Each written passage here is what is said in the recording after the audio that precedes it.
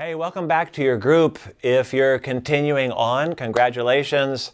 Our journey through the story of Job was quite challenging, but you're still going. If you're just jumping in now, then welcome to you as well. Can you believe we only have a few weeks until Easter? We're actually going to take the next 3 weeks between now and then and hang out in one story from the life of Jesus. Now, you can read this story in 3 different places. It's basically the same story. You'll find it in Matthew chapter 9, Mark chapter 2, and Luke chapter 5.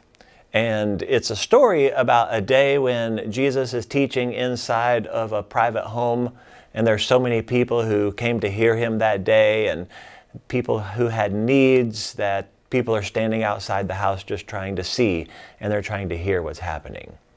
And 4 friends show up with another man that they're carrying on a stretcher because he's paralyzed.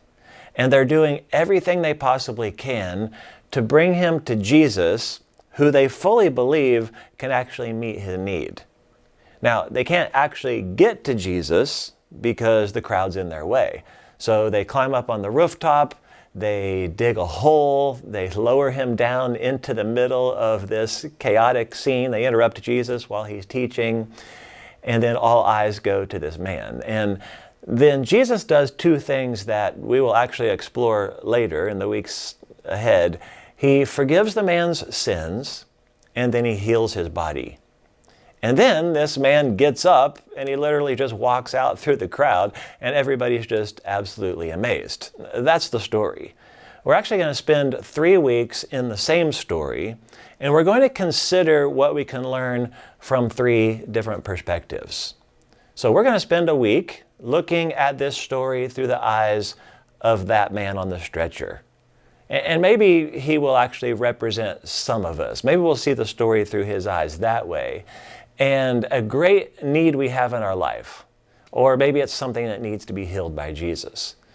Or we might be able to better gain an understanding of a friend who maybe feels like that guy.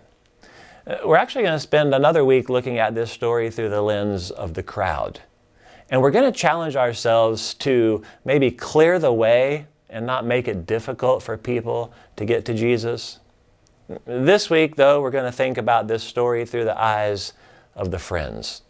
And what would it look like to have a whatever it takes kind of attitude for one person in our life who needs Jesus?